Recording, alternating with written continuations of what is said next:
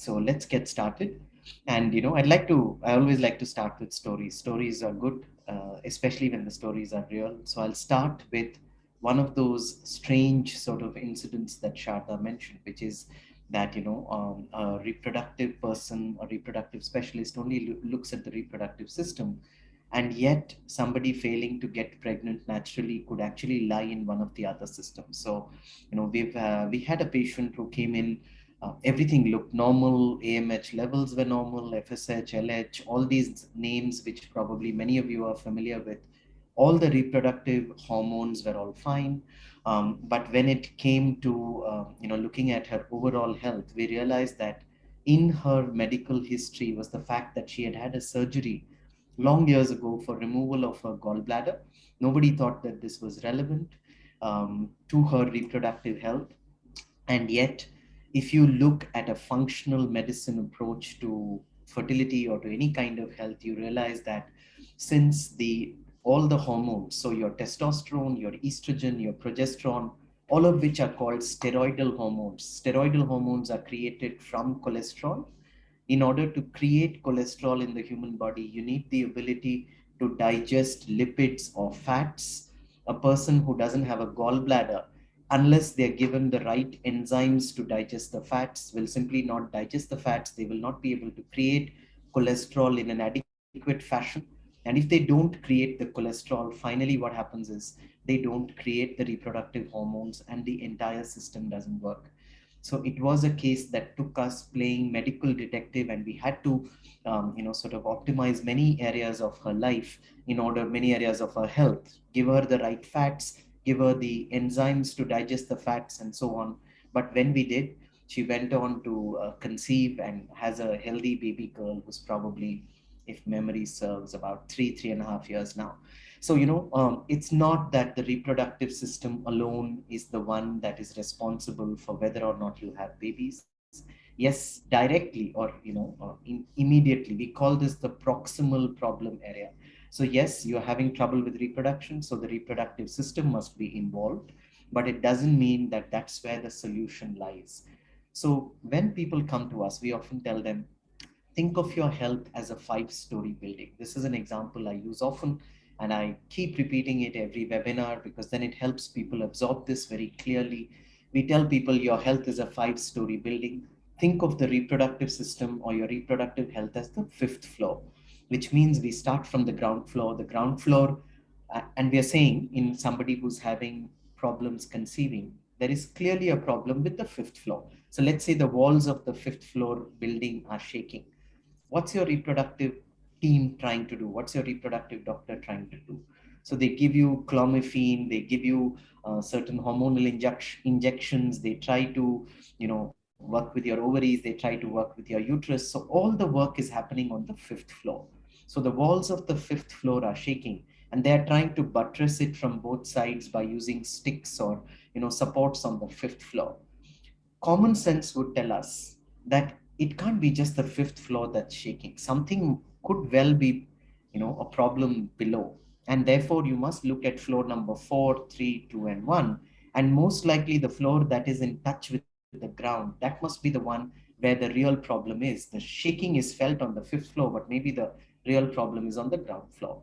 So, the ground floor, as we describe it, is your diet, is the primary food that you eat.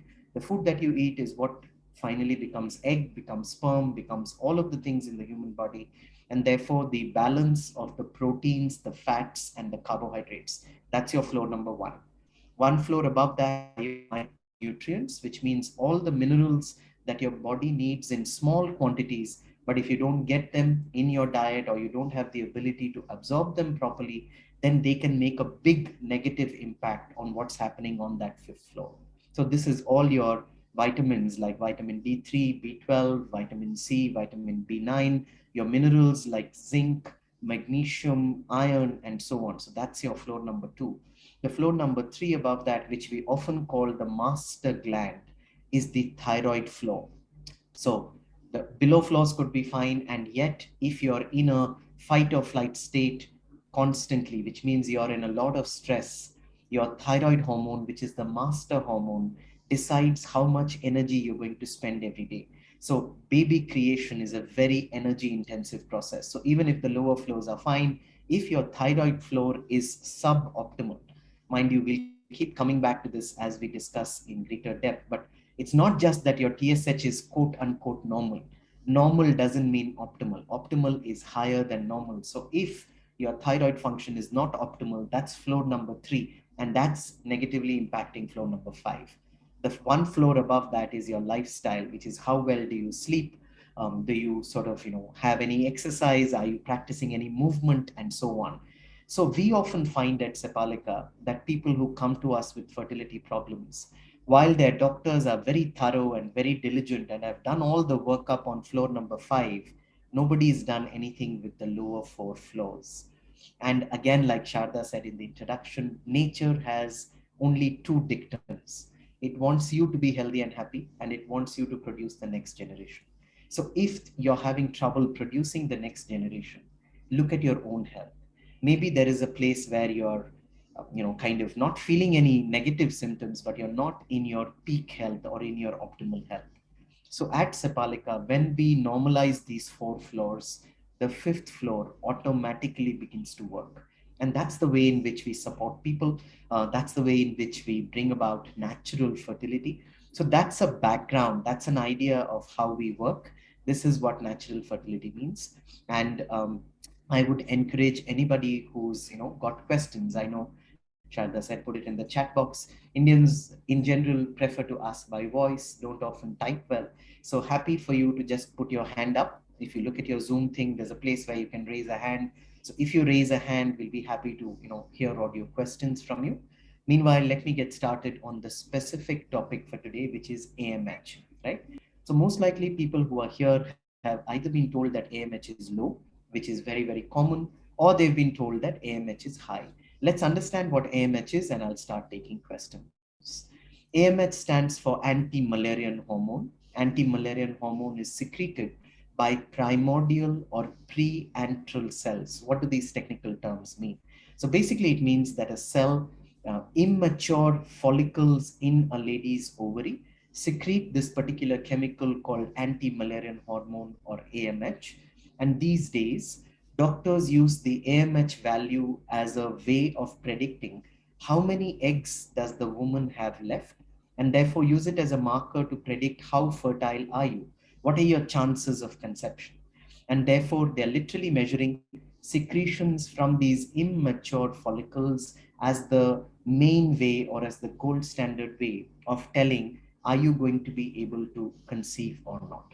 All right, so that's the AMH background, that's the definition of AMH. At Sepalika, we are sort of taking a slightly different position, and we are saying AMH, yes, can be a useful tool for somebody who wants to delay having a child. So let's say you're 30 and you haven't found your ideal life partner yet, and you're trying to make up your mind, how many years do I have before I have to either freeze my eggs or have a child? How soon should I be looking to find a partner, and so on? In such a case, the AMH may indeed have some relevance, because remember, those are measuring what's called the base pool, or the absolute core pool of the number of eggs that you still have left in your ovaries. Every woman begins with a pool of eggs in her ovaries that are literally in the millions. And the beauty of it is you develop these eggs when you are in your mother's womb. So about the third month of pregnancy or so, you've got all the eggs that you're ever going to have as an adult. And by the time you reach puberty, experts estimate that you have about 500,000 of eggs left. And from there on, every period you begin to lose eggs. And finally, by the time you're 30 or so, you have declining reserves of the immature eggs, which can mature in a cycle. One more concept before I throw the floor open to questions. How does a human body normally use these eggs? So let's take day zero as your period day. And from then you bleed for about 4 or 5 days on average, some women little more, some women little less. But from that day zero onwards, your brain starts secreting a hormone called FSH, or follicle stimulating hormone. Its job is to go to the ovaries to all of these immature follicles that are sitting there and start to stimulate them. That's the beauty of the name. It's a follicle stimulating hormone. Now, out of this, just to explain, in a little bit of a easy man's language, let's say 1000 immature cells, immature follicles put up their hand in any period and say, I want to be the one that releases the egg that will be fertilized in this cycle to produce a baby. And therefore, the FSH now has 1000 candidates from which it has to select who am I going to give this super fertilizer to so that only one egg is produced. Remember, in most natural cycle, except for natural twins, only one egg out of the 1000 is actually released. So now the FSH begins speaking with the ovary, and a particular follicle is selected as the healthiest one that's going to be asked to create a baby or an egg in this cycle. This process begins and the egg begins to mature. This particular follicle which has been selected is called the dominant follicle. So up to this point, all of the immature follicles were secreting AMH, but now that the selection has happened, a dominant follicle begins to eat up all the follicle stimulating hormone and it begins to grow in size. So those of you who have been through follicular studies know when your doctor writes dominant follicle visualized, what is happening. This particular follicle, as it's maturing, begins secreting a second hormone called estradiol or estrogen. And the job of estrogen is to build the inner wall of the uterus to get it nice and ready between day 0 and day 14. So that should you choose to have a pregnancy in this cycle, once the fertilization takes place, there's a place for the baby, the embryo to actually grow. So now you're reached, let's say, day 14. In a normal 28-day cycle, of course, there are many variations to this. I'm just giving a typical example. In a 28 or 30-day cycle, around day 14, the egg that has matured inside the dominant follicle sends a signal to the brain saying, I'm matured, I'm ready to come out.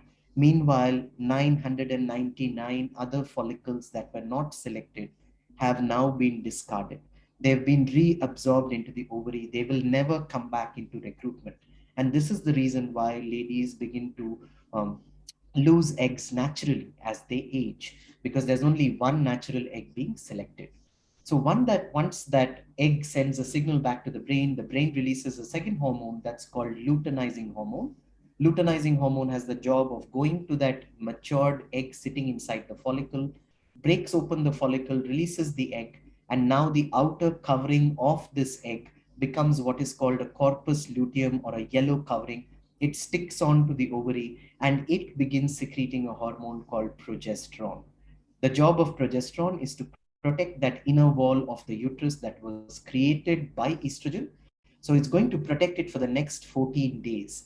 And it's going to wait and see if you're going to have a baby. Meanwhile, if the egg that has been released has been picked up by the fallopian tube, assuming that your fallopian tubes are open, so the sort of three big structures in your body are your ovaries, your fallopian tubes, and your uterus. So whichever ovary released an egg, generally it's the fallopian tube on that side that picks it up, moves it into itself, where it waits for a sperm to come in and to fertilize it.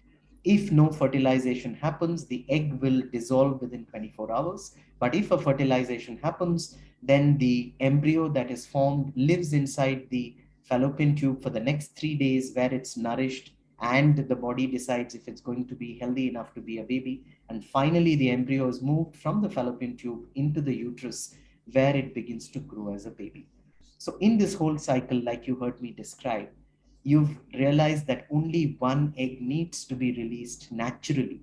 In a natural pregnancy or a natural conception, one egg is finally fertilized by one sperm. And therefore, the amount of AMH that is secreted by the thousands of immature follicles is not really relevant to the one egg that was actually released. And yet, why is AMH getting so much of value these days? That is because in IVF cycles, the level of AMH is very material. Why is that? So, in the natural cycle, like I described, FSH is secreted by the brain from day 1 of your period to begin to stimulate the follicles to get one follicle to mature. Whereas in an IVF cycle, they don't let the brain secrete the FSH. Instead, they give you injections of gonadotropins like FSH, or they use clomiphene or letrozole, sometimes a combination of both. And those artificial sort of stimulants are meant to grow not one egg, but multiple eggs at the same time. If you're somebody who's going through an IVF cycle, your doctor wants to not grow one egg, but wants to grow multiple eggs so that they can harvest as many eggs as possible and increase your chances of, when they take it into the lab and inseminate it with the sperm, bring back embryos, etc. At every stage, there is a loss. So if you want 8 to 12 eggs to be harvested in a single cycle, you have to sprinkle super fertilizer on all of the immature follicles. And here it matters how many immature follicles you have. The greater the number of immature follicles, the more I can sprinkle super fertilizer, and the chances of my harvesting eggs is far greater. And this is the reason why at a natural fertility clinic like Sepalika, we say that AMH may not be such a relevant number for you, because we are not using artificial stimulants to try and grow multiple eggs in your cycle. Instead, we are going to the root cause. We're going down to those 4 floors and saying what of those 4 floors is not working, due to which that one egg is not being released properly, because all we need is that one egg. So that's a long preamble to AMH.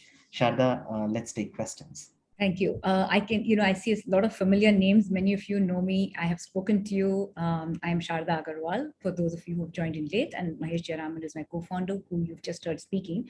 Mahesh, I'm going to ask you a question that almost everybody that I've spoken to literally more than 100 women in the last few months. And one of the first things their gynecologist tells them is that you're already in your mid-30s, your AMH is drastically dropping, we have to do an IVF. And in fact, the first question here is that, therefore, can AMH be increased? Or is natural fertility or natural pregnancy even possible when the AMH is dramatically dropping month on month? Absolutely. So the right answer to that one is I have not seen AMH be increased substantially, except when there is a lab error, or if in a small proportion of women, in about 9% of women, when we did a statistical analysis, it was found that the variation in AMH can be pretty high, both inter-cycle, which means on the day of the period cycle, or intra-cycle. That means between 2 days of between 2 periods, but even on the same day. So for example, normally AMH is measured on day 2 or day 3.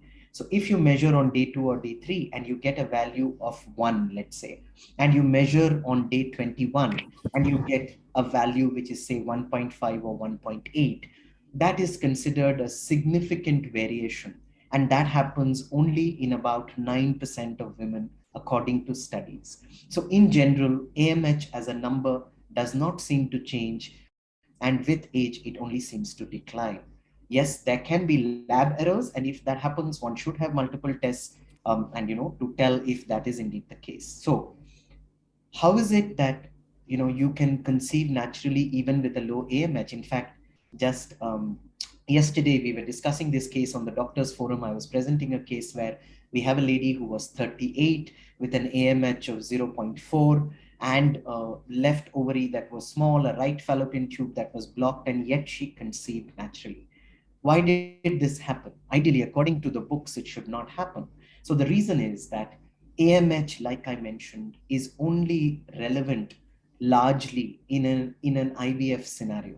You can have one egg that is very healthy. It can be released during the right time of the cycle, as long as you optimize the male factor of sperm, have good motility, help them time intercourse by doing a follicular study and ensuring that the couple is having intercourse at the right time of the period cycle. You can indeed have natural conception even with low AMH. And this is not just us saying it. I wish that we were as revolutionary as this. So there is clear study. So I'll be happy to share it with all the audience that's present today. A study published in 2017 in JAMA. That's one of the hallmarks of the medical journals. Study published in JAMA in 2017 showed that when it came to natural conception, AMH levels did not seem to have a relevance. So it is very important to remember AMH may be relevant for IVF far more than AMH is relevant for natural fertility. However, I'm going to add one small asterisk so that people don't go away at this stage and take this as the takeaway. When AMH gets into the second decimal place, so if your AMH is zero point 0.4, like the example that I gave, we have indeed had cases where people fall pregnant naturally. If it's 0.01, indeed that could be a very deep decline in the second decimal place, and we can't be as certain as we are with the first decimal place. Please go ahead. So can AMH be improved by taking OB-GYN medicine? In my experience, AMH cannot be improved by taking anything. What is more important is it does not need to be improved. Got it. All right. And there's a related question on AMH value when someone does an AMH. What does an AMH of 9 ng per ml for someone who's 33 years old mean? Okay. So 9 ng per ml is likely a situation of polycystic ovary syndrome or PCOS. So the normal AMH range that we look for when it comes to optimal fertility is around 2.2 to 4. That's the ng per ml value that we look for. Anything above 4, it is likely that the lady has a polycystic ovarian condition. Polycystic ovary condition is a condition in which many small follicles, the ones that we described, get stuck in a kind of stage where they are not maturing properly. So they are stuck in a middle stage of maturation, and because they are immature cells and yet they have presented themselves as one among those 999 or putting their hand up, so the AMH or the amount of chemicals secreted by such cells in that pool is higher than normal. So an AMH of 9 would be most likely polycystic ovarian syndrome. And if you haven't already had a ultrasound to get this checked, of course, ultrasound is one of the ways to do it. Blood work can also do it, but you must rule out polycystic ovarian syndrome. Okay. So you've answered the one that on that low AMH cannot be reversed, but somebody who has low AMH and autoimmune and trying to conceive, can the autoimmune condition be reversed to help with conception? So again, when it comes to autoimmunity, it depends on what kind of autoimmunity we have. So for example, if you've got an APLA, which is if antiphospholipid antibody kind of situation, yes, there are ways in which we can work to control the autoimmunity while you conceive. What is important is with autoimmunity, it is not correct or fair to claim that anybody can reverse it, even though I've seen that many people say such things. Especially in the natural world, they will claim reversal of autoimmune disease.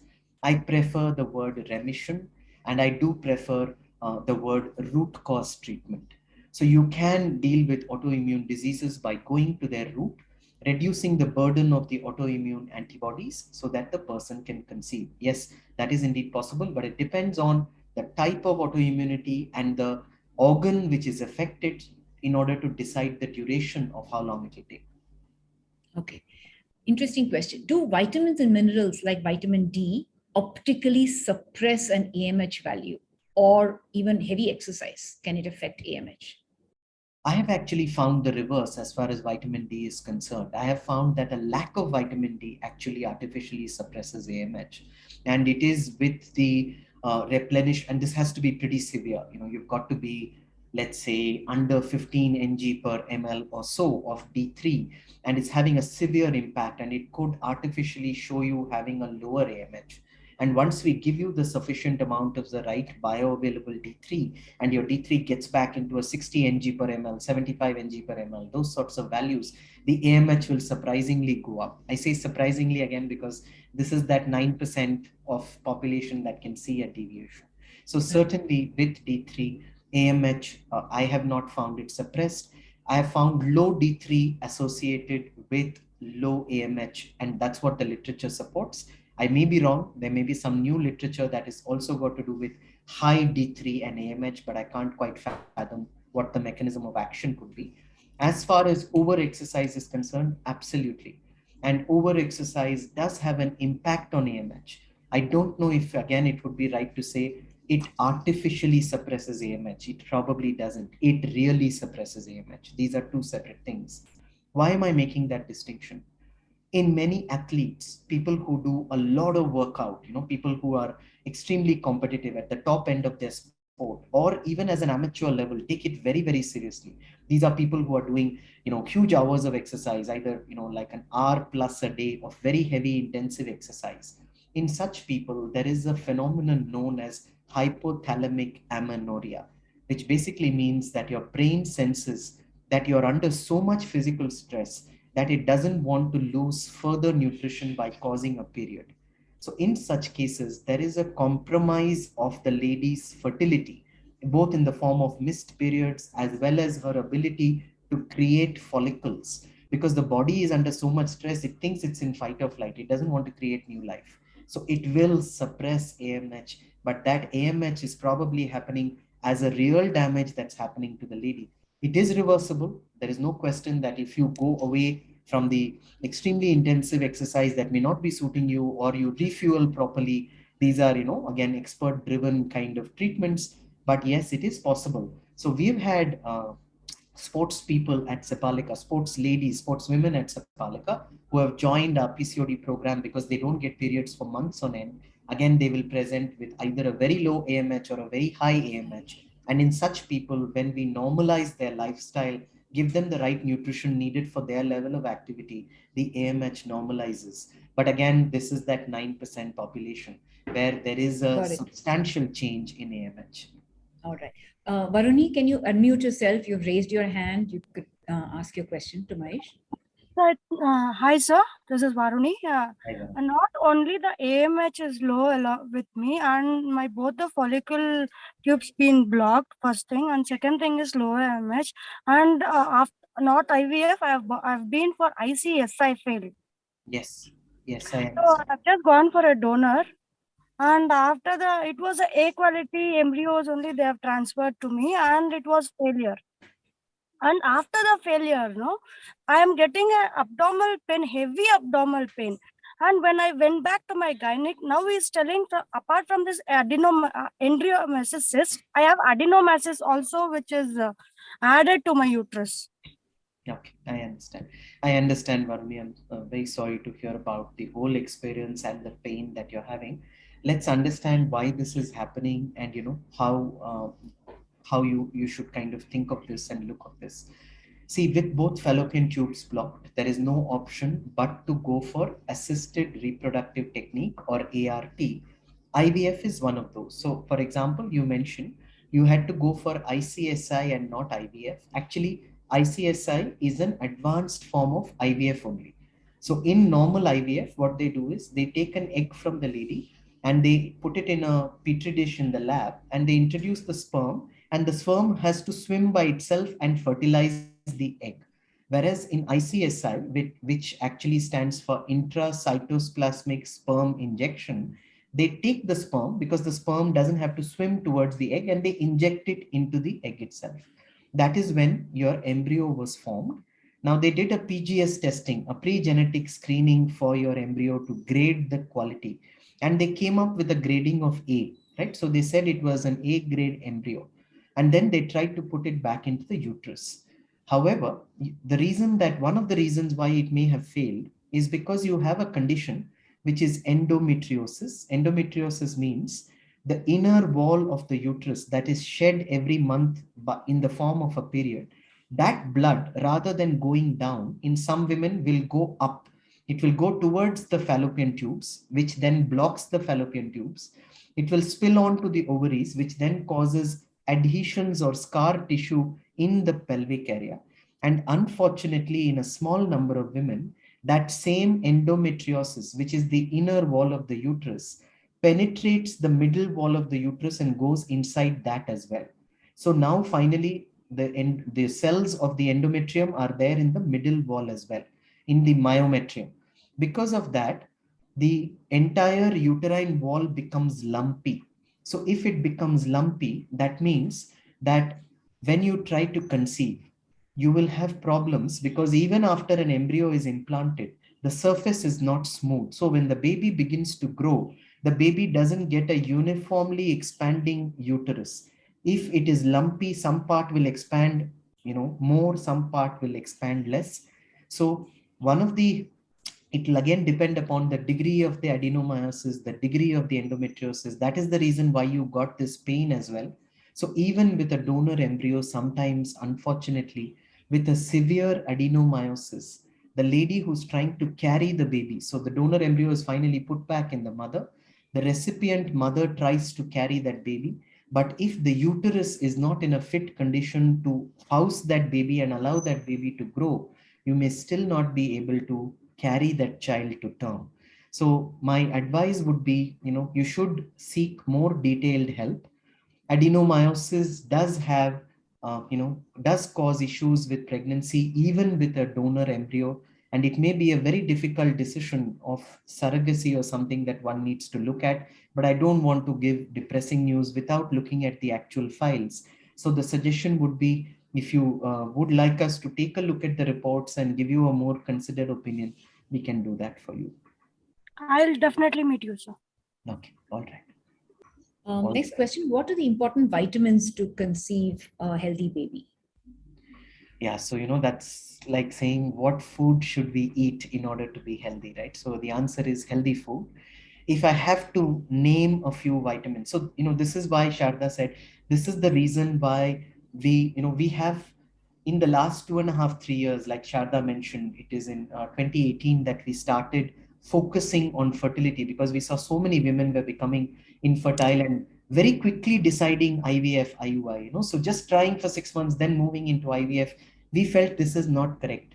Why is it that this is happening? What natural vitamins, minerals are they missing? So when we look at our own people, we always run comprehensive blood tests. So some people will ask, you are claiming to be a natural program, why are you doing so many blood tests? I said natural doesn't mean stupid. So natural means I use every means that I have for diagnosis, and my treatment is natural. So first thing we do is we run blood tests for everybody who comes, because allopathy excels at blood tests, and we have a special way of looking at those blood tests. And if I see that your vitamin D3 is low, if your vitamin B12 is low, we have ways of fixing that. If we find that B12 is fine but folate is low, we'll fix that. Many people don't know that a zinc deficiency causes problems in both women and men when it comes to conception. So zinc is something that we measure through a liver enzyme called alkaline phosphatase. And when that alkaline phosphatase is on the lower side, we give women a zinc supplement, and again, it makes a huge difference. So it isn't a one size fits all recommendation that is possible for vitamins, especially when you're expecting the vitamins to really help you conceive. That is possible only once we see the particular case, see what you're missing, and when we replenish in general the D3, the B12, the zinc, the iron, the magnesium, these I would consider the crucial vitamins and minerals when it comes to fertility. Great. I have two questions around when on timing of testing, which is when should hormone tests be done? And if the AMH was measured on day 10, is it reliable? Okay. Again, wonderful questions. So in general, when we run hormone tests, we like to run them on day 2 or day 3 of the period. So running it on day 2 or day 3, we are able to, use not just our own clinical experience, but since doctors the world over use day 2 or day 3 as a standardized number, it tells us how relevant are those numbers. So for example, FSH and LH, these are two hormones that I mentioned earlier, follicle stimulating hormone and luteinizing hormone. When we measure it on day 2 or day 3, we look for the ratios. And if a ratio is 1:1 on day 3, it's an ideal day of measurement and the values are considered ideal.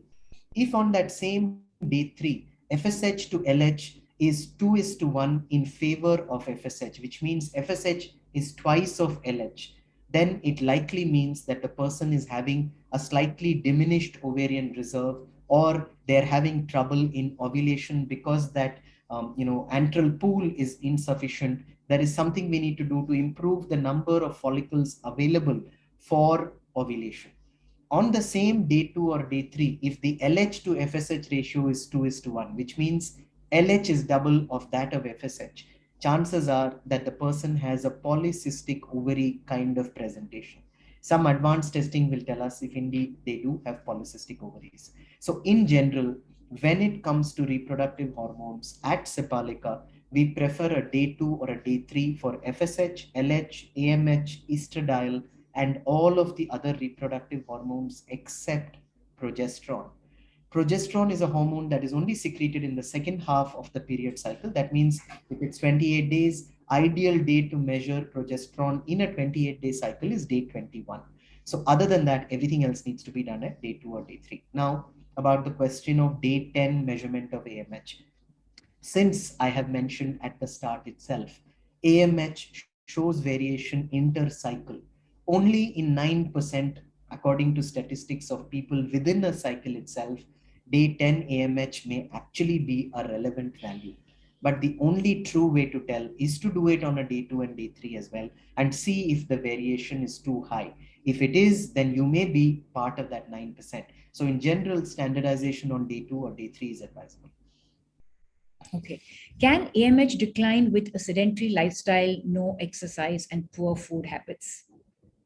Actually, the truth is that, the three things that you mentioned are the very same three things that cause aging.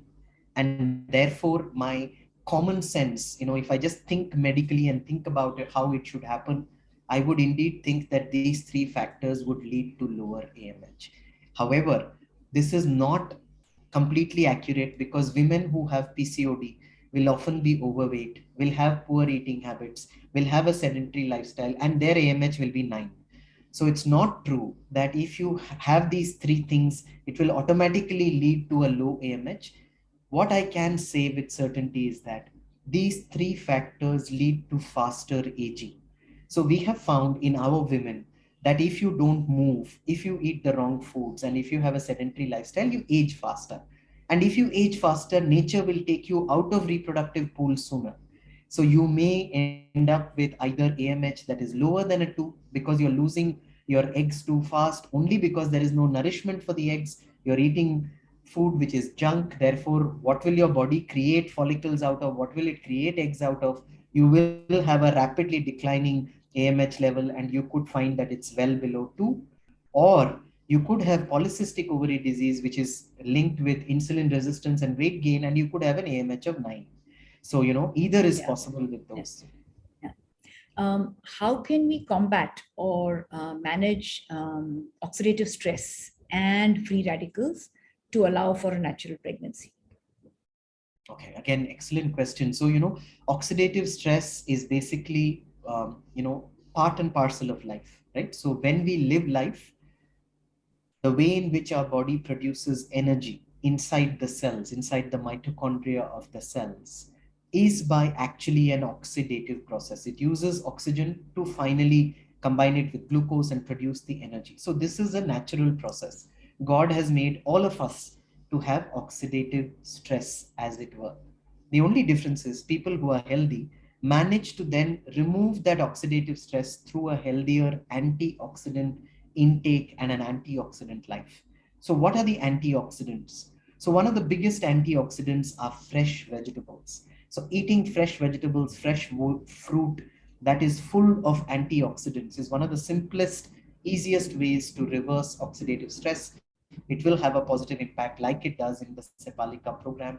We have seen so many times it removes oxidative stress, improves ovulatory quality, improves sperm quality as well. Sperm very easily undergoes oxidative damage. That is why you do a DNA fragmentation index for oxidative stress when it comes to sperm. And we see it improving beautifully when you have fresh vegetables, fresh fruit as antioxidants.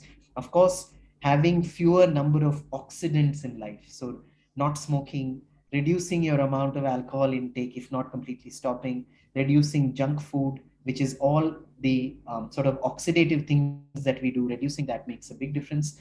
And finally, I would say breathing exercises, yoga, just getting fresh air, and of course, barefoot contact with the ground. I don't think this can be kind of, emphasized enough. I would say that anybody who is able to do grounding, the earth is the greatest donor of free electrons. Free electrons are the currency of antioxidants. So if you can stand barefoot on the ground, anywhere from we recommend, of course, 20 to 40 minutes. So that could even be sitting on a park bench inside your multi-story building in, let's say, a city like Mumbai. If you have even a small patch of grass and you put your feet down on the park bench for 40 minutes, you're still getting huge amounts of free electrons and getting the oxidative stress released. So these are just some of the very basic free ways in which one can reduce that. Great.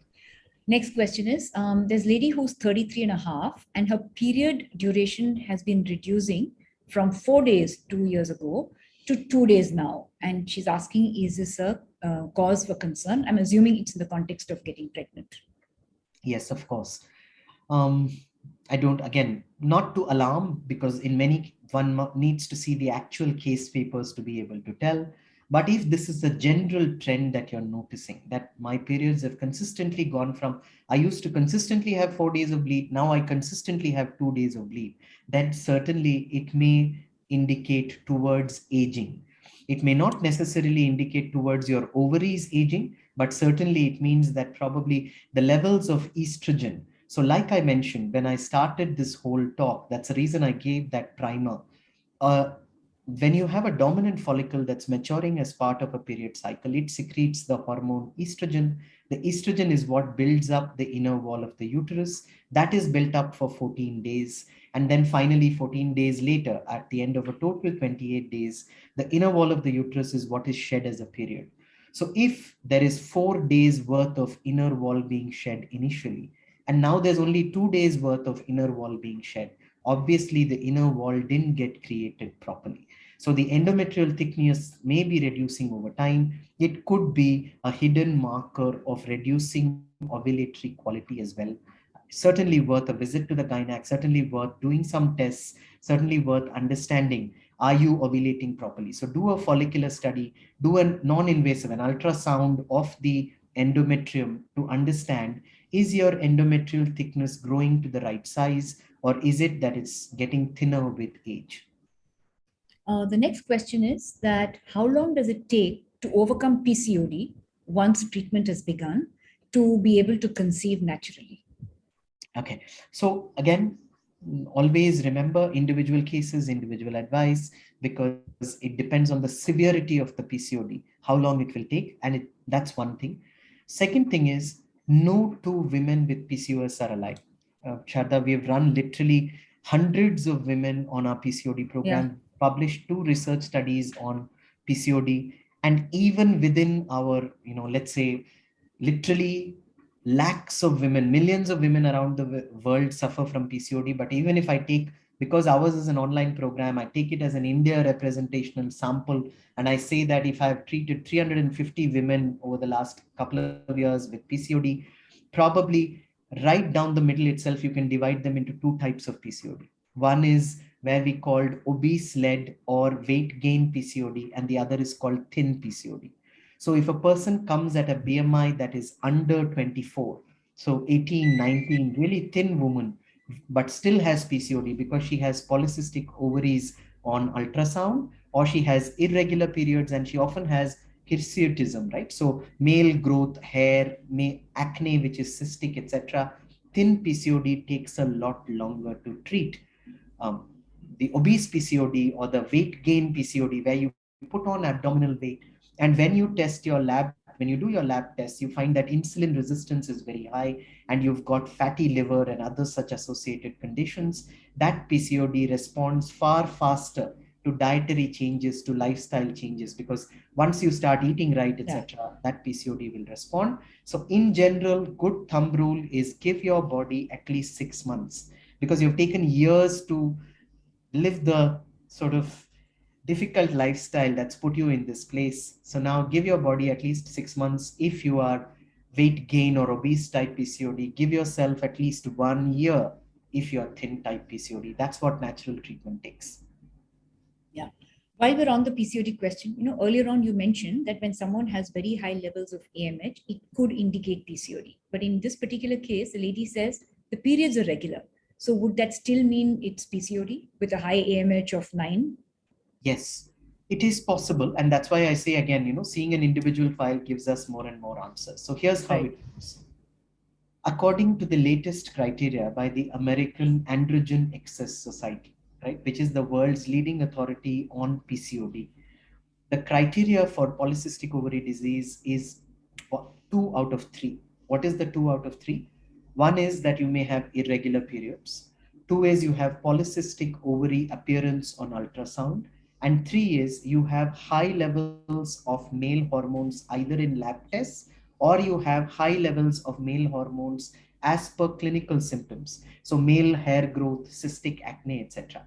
So having 2 out of 3 puts you into a PCOD diagnosis. So if I take away irregular periods and I say a lady has regular periods, but she has polycystic ovaries on ultrasound, and she has one of these two things, either she has high male hormone, testosterone or androstenedione, or she has male pattern hair growth, she could still have a PCOS diagnosis despite having regular periods. So it's important to look into the particulars of the case. You could have regular periods, but if the other two criteria are fulfilled, you may still have polycystic ovaries, and the treatment should be tailored according to that. Okay. What foods promote fertility? Well, you're a better person to Yes. answer that, Sharda, as So, a NTP. So I will, yeah, happily defer to you on this. Why don't you put the yeah. spotlight on yourself? And let me introduce Sharda in this context. So Sharda is a nutrition therapy practitioner. It is a very serious nutrition course that is taught from the US. It is done by the Nutrition Therapy Academy, NTA. I hope I've got the acronym correct. Sharda is a nutrition therapy practitioner. So please go ahead, Sharda, on this. Okay. Yeah. So just to say, if you Google on the internet, and you type in fertility diet, you will get hundreds and thousands of research results. But let me tell you, there is no rocket science. There is no magical fertility diet. The fertility diet follows the basic principles of good eating, because when we say fertility, what do we need? We need one good quality egg and we need good quality sperm. So if I work backwards from it, I just look, when you come onto a Sepalika program, I'm just looking at what are the foods that you need to get to good egg quality and get to good sperm quality, which means basic things. And I'm saying this in the Indian context because Indians always undereat on protein. So number one for me is protein. Number two is healthy fats. Now, it's not that we're not taking enough fats, but unfortunately, we often end up taking the wrong kinds of fat. In our context, it's usually namkeen, samosa, sham ka nashta, which unfortunately does have fat, but that fat actually takes away. So healthy fats, which is ghee, butter, coconut milk, cashew nuts and seeds. So those are all healthy fats. Cold pressed oils in your meals. Getting rid of inflammatory foods. And the first thing I would ask everybody is to remove refined oil from the home. So refined soybean oil, canola oil, safflower, sunflower. Why? Because refined oils, the process of refining them uses certain chemicals, which goes and disrupts your endocrine system, which goes and disrupts the balance of your hormones. You're far better using cold pressed kachigani oil. And my fervent request is please support local manufacturers. So in every area that we live in, we will always find somebody who is providing us cold pressed oils. So cold pressed oils and ghee. So removed refined oils is one as a part of the inflammatory foods. The other thing I would say is we must include a lot more vegetables than we are eating currently. So for the same reason that Mahesh mentioned earlier, with their great antioxidants. And so while we all love our rice and roti, I have a simple thumb rule. I never tell people stop eating rice and stop eating roti because I know you will not follow it. It's impractical. All I want you to do is eat twice or thrice the amount of sabzi as the amount of rice or roti. So if you're having 1 katori of rice, ensure that you take 3 katoris of vegetable. If you're not going to be able to finish that, then cut the rice first. So twice or thrice the amount of vegetables as you take of the rice or the roti is a great way.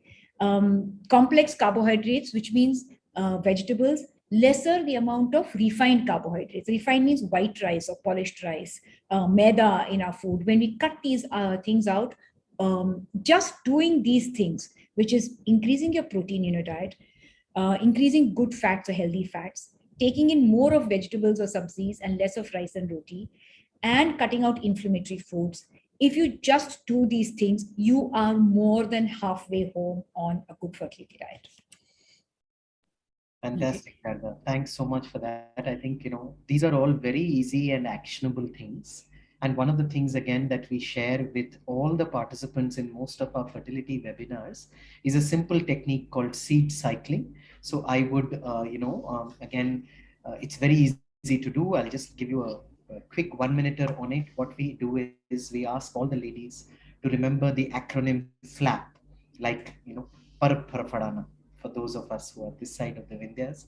So it's basically like flapping your wings, FLAP. Flap stands for flax seeds and pumpkin seeds. So do flax seeds and pumpkin seeds, 1 tablespoon of it, soak it overnight. Next morning, chew it up, eat it. Throw the water away. Be sure to throw the water away. So this is soaked flaxseed and pumpkin, 1 tablespoon each during the first half of your period cycle. This supports estrogen, supports that building of the inner wall of the uterus, supports a healthy ovulation, the formation of a dominant follicle. In the second half, do Suzy. So Suzy is basically sunflower seeds and sesame seeds. So do sunflower and sesame the same way, 1 level tablespoon, soak it overnight, 1 tablespoon each, soak it overnight, throw the water away, chew it up, eat it. This supports both good, healthy progesterone in the second half of the cycle, and it supports removal of excess estrogen just before a period. So it improves PMS symptoms. You don't get bloating, you don't get mood swings, you don't get acne, etc. So this is a simple food-based way of improving your fertility overall. A new question on a blocked fallopian tube, and I've heard this from so many women. So this particular lady has a left tube blocked, and the ovary on the left side is not releasing a dominant follicle, and the it is getting generated on the left hand side, but the ovary on the right side is not generating the dominant follicle for the last 5 or 6 cycles. Okay. So if I understand. So what determines, the question is, what determines which ovary is going to release the dominant follicle? I'm afraid the answer is purely nature. Nobody can decide who's going to, even in an assisted cycle, even in an IVF cycle, nobody can decide which ovary will produce greater number of eggs. So, it is not possible to tell when which ovary does it. It's an old wives' tale that they take turns, that this month it's the left ovary, next month it's the right ovary. That's not how it happens. So, it's completely random is the answer. But if we go in deeper and say, with a blocked fallopian tube on the same side as a poor ovary on that side, can you still fall pregnant naturally? The answer is the chance is probably 1 in a million. We've had it happen to our patient just now. She's in her 4th month of pregnancy. Left small corrugated ovary, not releasing follicle period after period. Right fallopian tube blocked. Left fallopian tube open, but right, ovary is the one that releases a follicle every time. And yet there is in the medical literature a term called transmigration of egg. So the egg can be released from one ovary, it can be caught by the fallopian tube at the other end, and still conception is possible. Is it predictable? Should you count on it? Absolutely not. It is a 1 in a million chance. It happened. But again, this is what I wonder, Sharda. Sometimes we keep putting everything down to miracle, miracle, miracle. So we've had 23 miracles. How many more miracles will it take for us to say that when you build on the foundations, when you support nature, miracles are what naturally happen? So if you build, this couple diligently did everything that they needed to do on the program. They modified their diet, they took their supplements properly, they used the magnet acupressure, and nature gave them the result. So does it mean that further miracles can't happen to other people? If anything, I would say, why not try it? See, right, this is our approach. Our mission in life is to give every couple the best chance at natural fertility. It doesn't mean we don't support IVF, we are anti IVF. No. If you have truly exhausted all chances of natural fertility, you have both fallopian tubes blocked, your ovaries are not, releasing a egg at all, there should be a proper structural defect due to which you go to IVF. And even there, we support IVF cycles. Why do you think IVF cycles fail? So, I know there are other questions, but let me do this quick one thing because it's one of my favorite things. Of the 23 babies that we have had, out of the total 30 people maybe who worked with us, almost 15 or 16 would have come to us with failed IVF cycles, not just failed IUI, IVF cycles. After that, they went on to conceive with our help, both naturally and in one or two cases, even with IVF, because fallopian tubes were blocked. There is nothing we could do from natural point of view. It was clear they would always do IVF, but still, they told us, can you help us improve the quality of the embryo? And the answer is yes, because the embryo is finally created from a healthy egg and a healthy sperm. And if your macronutrients are not okay, if your vitamins are not okay, if your thyroid is not okay, you will not produce a healthy egg and a healthy sperm. And a weak embryo that you produce will lead to a failed IVF cycle. So it's again common sense. So yeah, go ahead, please. All right. Okay. So on the seed cycling, there was a question, which is, can we do seed cycling with endometriosis? And what could be the reason for, so that's number one. Would you like to answer? Because there are subsequent questions that the lady has. Can seed cycling be, you're on mute? Sorry, I had something stuck in my throat. Yes. So the first question is, can seed cycling be done with endometriosis? yes, seed cycling can be done with endometriosis. And while it will not cure the endometriosis, it will certainly help to rebalance the hormones so that the estrogen dominance that usually happens in cases of endometriosis, that can be reduced. Okay. What causes repeated miscarriages? And this particular lady says, I have been told I have a frozen pelvis. Oh. Can you throw some light on this? Okay, all right. So frozen pelvises are a structural defect, and yes, they can be one of the many causes that can cause repeated miscarriage.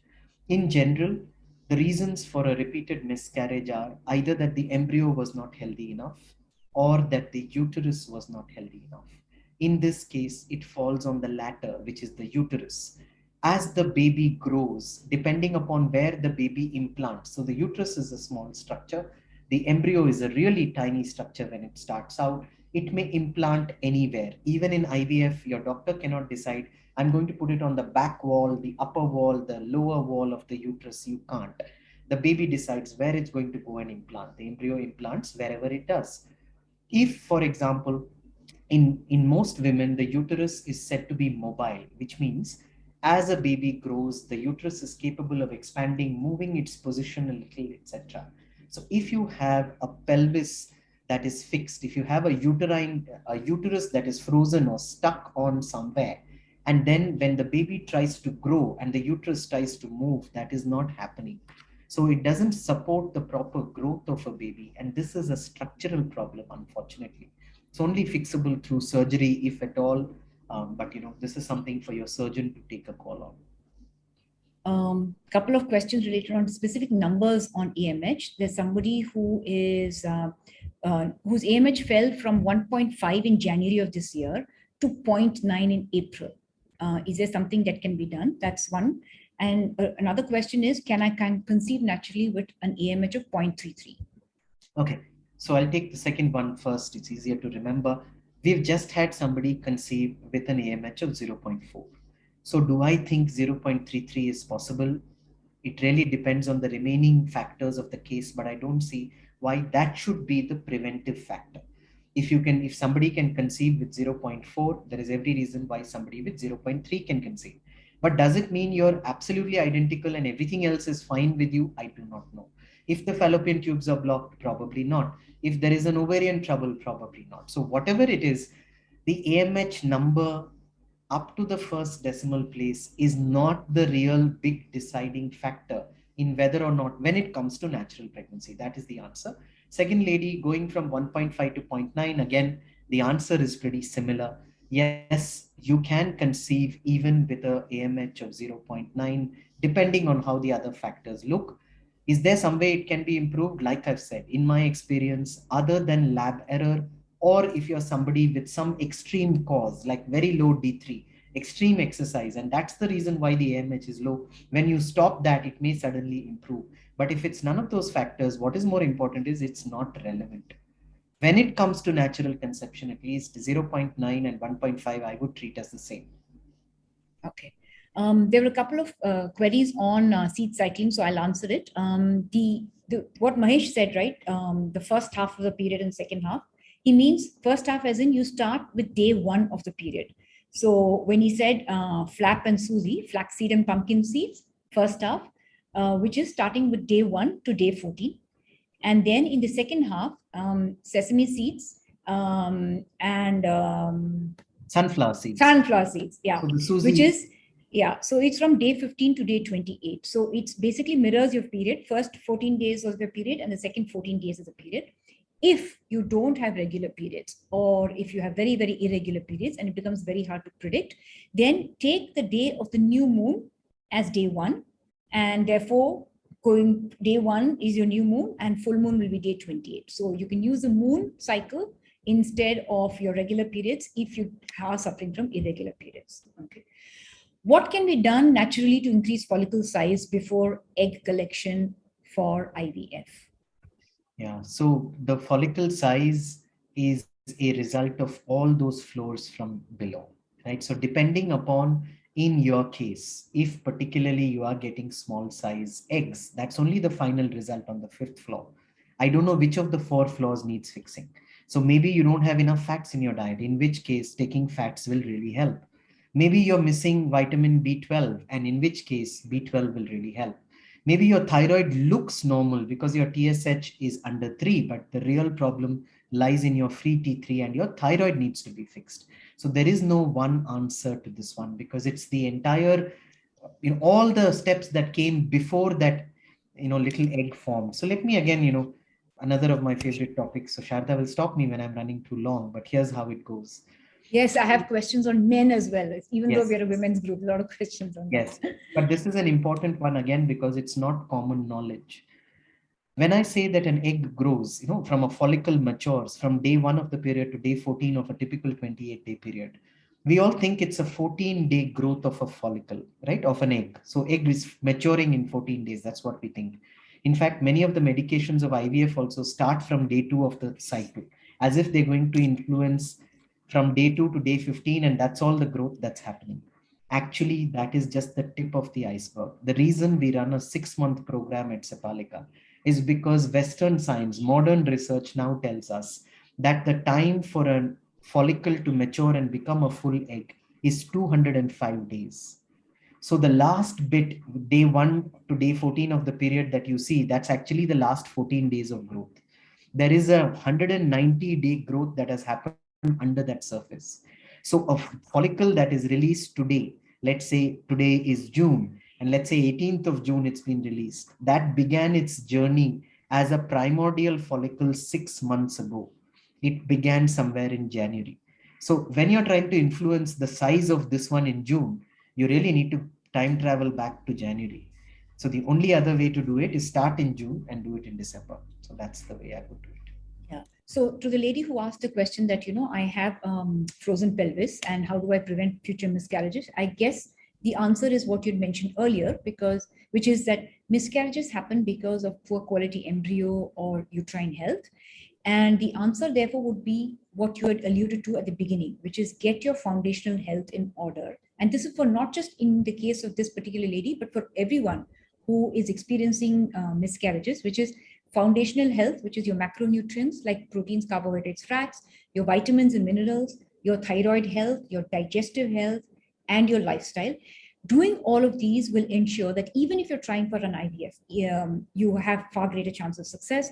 Even if you have repeated miscarriages, you're lowering the incidence or the risk of those miscarriages. And this is something also we do with a lot of women who come to us on our egg, who want to freeze their eggs or who want to go for an IVF and they know that they want to improve their chances there. We work on this foundational bit. I just want to, again, put an asterisk there for the lady with the frozen pelvis. If you've been told that the reason that the miscarriage is 100% certain, only the frozen pelvis, then Sepalika may not be able to help you. This is important to know. Certain things require only surgical intervention. We are an online, natural fertility clinic. Therefore, we don't perform surgeries, and we may not be the right port of call for you for a pelvic surgery. But like Sharda said, there are many factors, and many times you're unable to determine that only the pelvis is the reason why this is happening. It could be that it's actually poor embryo quality, or it could be that the poor uterine lining is not strong enough. Those things can certainly be improved by natural means. Okay, we'll move on to men. The question is that in natural conception, how can we improve sperm count, sperm morphology, and interestingly, if a man's tests are all coming out, let's say sperm count and sperm morphology is fine, are there any other tests that are applicable to rule out structural issues which is preventing pregnancy? Okay, so I'll start again from the back. It's always easier to address the last question first. So here's how it goes. As long as a man is ejaculating, and if you had a sperm test, that means indeed you ejaculated, even at the lab to give the sample, there is nothing more structurally to be looked at in the man unless there is severe erectile dysfunction, which means that the male member is simply not getting hard enough to deposit the sperm inside the vagina. That's the only other thing I can think of.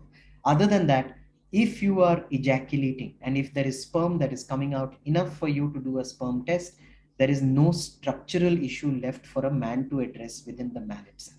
That's number one. Number two, as far as the sperm test is concerned, there are only two kinds of tests that are basically done. You've probably done the first one, which is called gross sperm parameters. So that is count, motility, morphology. These are the three. If the count is above 15 million, if the morphology is above 55%, rapidly progressive above 30, if the morphology, which means the shapes, if the number of normal shapes are anywhere above even 4%, so nature gives you 96% error rate, even 4% normal forms, you're going to be fine as far as the sperm gross parameters are concerned. Despite that, if you're finding embryo quality is not good and the female factors have all been taken care of, that is the reason why at Sepalika we tell men, please do an additional test on sperm called a DNA fragmentation index. It's called a DFI test. What does the DNA fragmentation do? It looks at sperm that look normal under an electron microscope. So head is fine, body is fine, tail is fine, it's swimming fine, the numbers are fine. So all gross parameters are fine. But they go into the DNA itself and they see how much of the DNA in that sperm is damaged. Because finally, an embryo is created out of DNA from sperm and DNA from an egg. That's what puts together an embryo. So if you have fragmentation or damage to the sperm, which is above 15%, that means that there is a problem in the sperm. So the way it's graded in a DFI index is 0 to 15% excellent quality sperm. That means your DNA of the sperm is damaged only between 0 to 15%, and your sperm is otherwise fine. 15 to 25% in some labs, 15 to 30% in some labs, they call it good. Above that, they call it moderate. Above that, they call it poor. So indeed, male factor or a poor DNA quality of a sperm could be the reason why multiple IVF attempts are failing. And it's so easy to do because men don't even need another blood test or even a vein puncture. It's the same sperm donation from that sample. They can just do the DFI. Yeah, and my concern, Mahesh, is that when I've spoken to women, a lot of them are being asked to go for an IVF, and one of the questions I ask is, "Has your husband's sperm been tested for DNA fragmentation index?" No. I mean, it's such a simple test. It's not like it's ridiculously expensive. Why would you subject women to doing an IVF without doing this? So my request to all the ladies here is that when you're working with a gynecologist, please remember to ask her this question before you are being sent off for IVF. Okay. And this is again, I must highlight in India especially because men take it as an ego insult that their sperm is not good, and therefore many of them don't do these tests. Be a little bit more proactive. Talk to your man. It's obviously no ego involved here. There are simply two people involved in this partnership, and the male's DNA fragmentation index is crucial test. Yeah. So last question, because I know we planned it for an hour. Everybody, it's a Saturday evening. So last question on, can you overeat vitamins and minerals, especially if you're having a vitamin and mineral rich diet? And secondly, does overusing vitamins and minerals lead to infertility? So the answer to the first one is indeed yes. You can overeat vitamins and minerals. It is rare, but you can do it, especially when you eat supplements. That is why we insist that vitamins and supplements, when you use it at what is called a therapeutic dose, which means a dose at which it's expected to make an impact on a health condition, you must do so under supervision of an expert. If, for example, I'll give you an example. Let's say somebody is deficient in vitamin D3 and they say that I'm going to take D3 because Google tells me I should take D3. And they start taking D3. And they're, let's say they have a starting level of 20 ng per ml, which is clearly deficient. And they start taking 60,000 IU of D3 because they keep reading on the internet and it says so many benefits, so many benefits. They keep having it. Their blood level reaches 150 ng per ml. And what begins to happen now is D3 by itself is not toxic in any way. It's a harmless vitamin, truly speaking. But D3 increases absorption of calcium. So now the extra calcium that they are taking, because they didn't work with an expert, they simply took only D3, and that new calcium starts forming calcium stones in their kidneys, or it starts forming heel spurs, which is a development of a small portion of calcium like bone like thing at the bottom of the heel, so it begins to hurt. It's called a calcaneal spur. Why did this happen? This happened because this person didn't work with an expert. If you work with an expert, they never give you high doses of D3 without giving you vitamin K at the same time. Vitamin K is the calcium manager. It takes the additional calcium absorbed due to D3 and it puts it into the bones and into the teeth, and it doesn't let it go into the kidneys and into the heel spurs. So first answer, indeed you can overeat vitamins and minerals. It is as much a science as medicines are. So don't do it blindly. That's number one.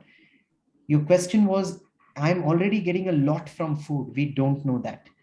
All of us think that because we eat healthy, we eat organic, we source it from a friend's farm, etc., we must be getting all the vitamins and minerals. The answer is, please do the blood work. See if the vitamins are sufficient. If it is, more power to you, more power to your organic vegetables. But today we find even people eating vitamin rich foods, because they don't have the ability to digest it. Stomach acid is not good, stress is high, they don't absorb the vitamins and minerals. So who's going to provide for that? So that's the second thing. What was the last question?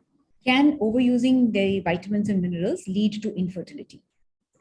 No, I would not immediately jump to that and say it can lead to something as serious as infertility, because infertility is a very serious diagnosis. You know, it's not like you can eat something overnight and it will sort of, not even overnight, even for a long period of time.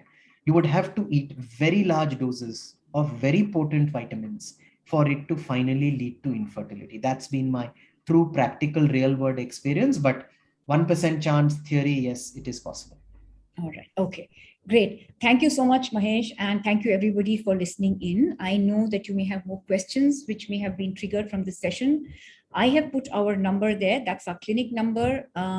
Please, you can call us or WhatsApp us, and I will take your calls. I have my assistant, but she will fix up an appointment, and I can speak to you to address any more questions that you may have concerning your fertility journey. Thank you, and you have a lovely weekend.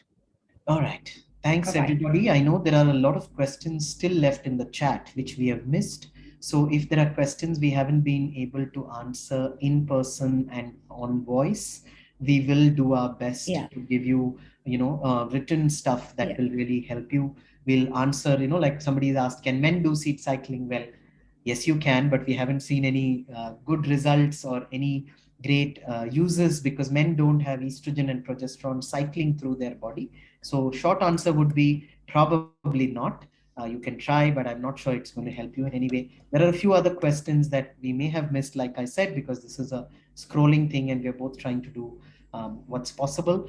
Whatever we have missed, we'll take it. We'll make sure that we give you an answer, or somebody will reach out to you and try and give you an answer. Also, I will, so we will reach out, send the answers. The recordings will also be posted on our social media pages, and we will email it to you.